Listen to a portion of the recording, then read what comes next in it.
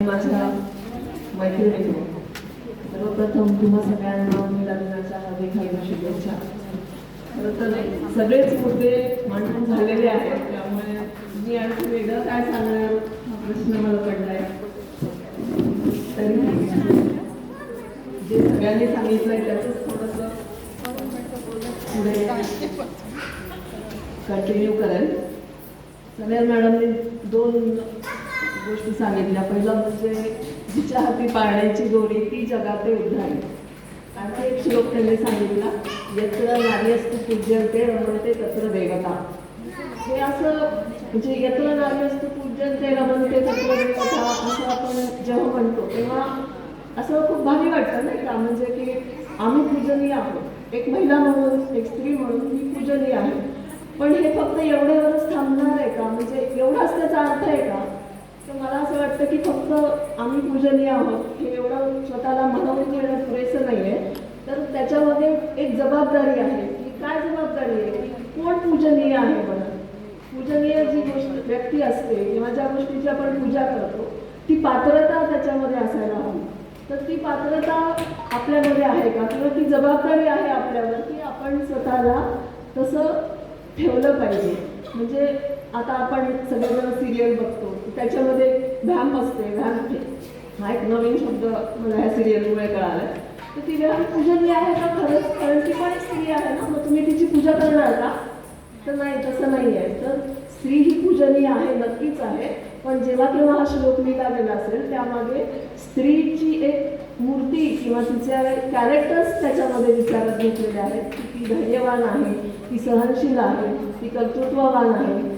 तर ह्या सगळ्या गोष्टींमुळे ती पूजनीय आहे. जर तुम्ही हे कॅरेक्टर्स कॅरी करणार नसाल तर मग मला नाही वाटत कुठलीच व्यक्ती, म्हणजे स्त्रीच म्हणून नाही, कुठलीही व्यक्ती तेव्हाच पूजनीय असू शकते जेव्हा ती तत्वांना धरून असते, जेव्हा ती एक कॅरेक्टर्स किंवा तत्व जे आहेत ते कधीच बदलत नाही. मूल्य जे आहेत ती कायम असतात, मग ती स्त्रीसाठी असो किंवा पुरुषांसाठी असो.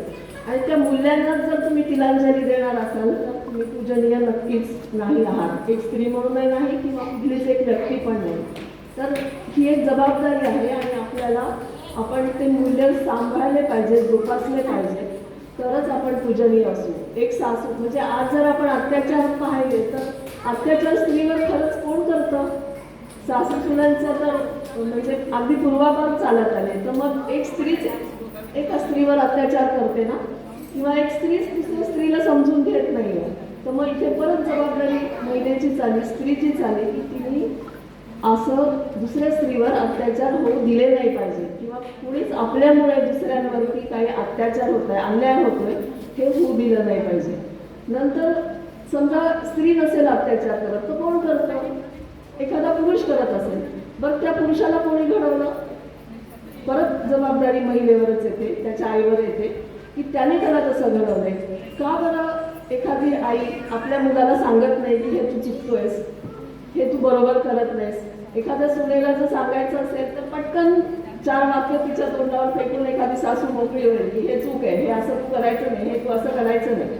पण तीच आई मुलाला तेवढ्याच हक्काने, तेवढ्याच रागाने, द्वेषाने सांगते का की तुझं हे चुकतंय म्हणून. तेव्हा ती बायस्ड असते.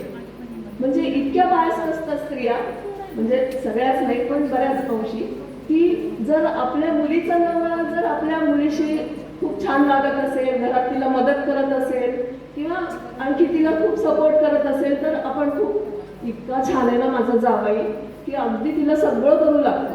आणि तो जर मुलगा आपल्या सुनेसाठी करत असेल, बायल्या एकदम सतत बायकोच्या मागे मागे करत असतो, मग ही जी आपण भूमिका आपली बदलतो ना, हे बायस जे आपलं वागणं आहे ना ते चुकीचं आहे. आणि म्हणून जी पण काही आज परिस्थिती आहे समाजामध्ये, जगामध्ये निर्माण झाली आहे ना, तिला परत पुन्हा एक स्त्री, महिला जबाबदार आहे असं मला वाटतं. म्हणून आपली जबाबदारी खूप जास्त आहे.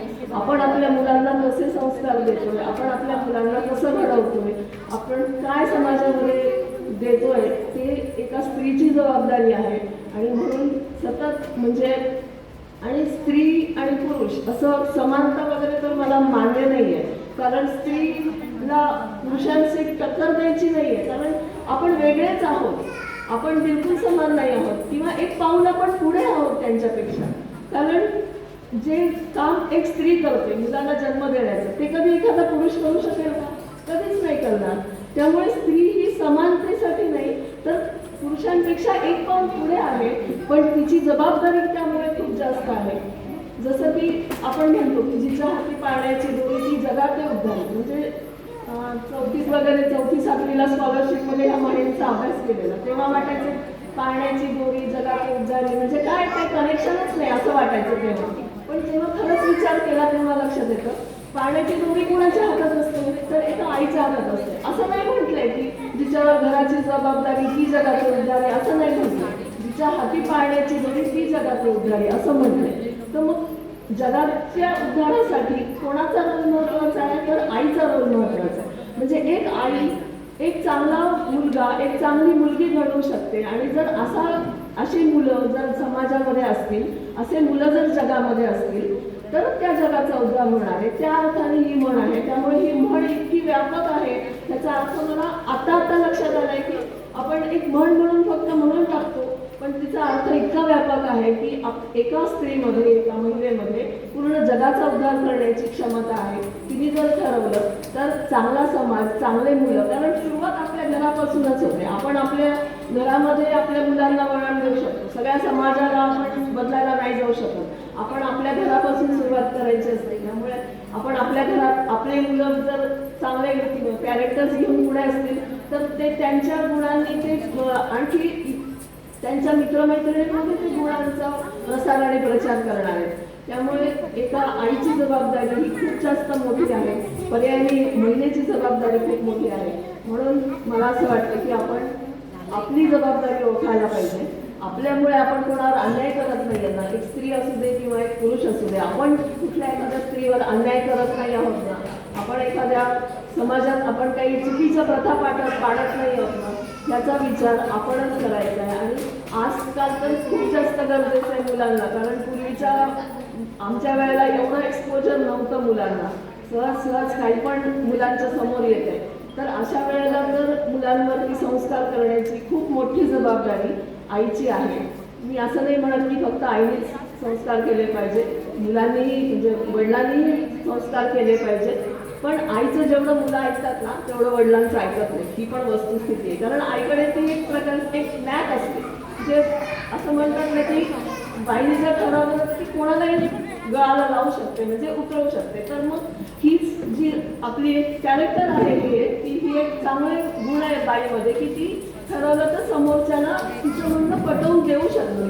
तर हे आपण आपल्या मुलांसाठी केलं पाहिजे, त्यांना चांगले संस्कार दिले पाहिजे, त्यांच्यामध्ये चांगल्या गुणांचा उपासना कशी होईल हे आपण पाहिलं पाहिजे. आणि हे जर आपण करू शकलो तरच चांगला समाज निर्माण होणार आहे. सतत समाजाच्या नावाने आरडाओरडा करून किंवा पुरुषांना त्या काय कोर्टाच्या त्या कटघऱ्यामध्ये उभा करून चालणार नाहीये. तर आपली जबाबदारी पण आपल्याला ओळखली पाहिजे.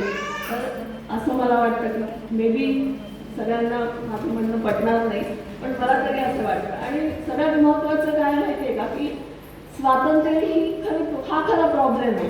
इतकं स्वातंत्र्य झालंय ना, प्रत्येक बाबतीत स्वतंत्रता, स्वातंत्र्य, माझी स्पेस, मला असंच करायचंय.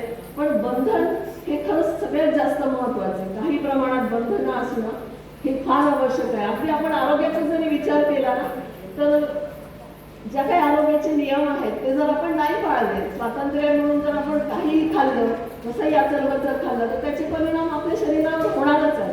अगदी तसंच आपण जर स्वातंत्र्याचा गैरफायदा घेतला, स्वातंत्र्य एका दृष्टीने चांगलं आहे, पण जेव्हा तुम्हाला स्वातंत्र्य मिळतं तेव्हा तर तुमची जास्त जबाबदारी असते की मी जे करतोय ते बरोबर करतोय का, मी जे करतोय, मी जे काही वागतेय ते बरोबर वागतेय का, माझ्यामुळे कोणी हार्ट होत नाही ना. आणि मूल्य कधीच बदलत नाही, पूर्वीचा काळ असू दे नाही तर आजचा काळ असू दे, मूल्य कायम तीच आहे.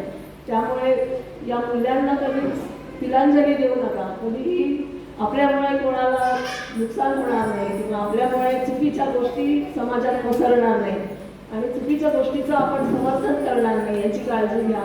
आणि मला असं वाटतं जर असं सगळ्यांनी ठरवलं तर नक्कीच एक चांगला समाज, चांगलं जग निर्माण होऊ शकतं, जी ताकद फक्त आणि फक्त महिलेमध्ये आहे.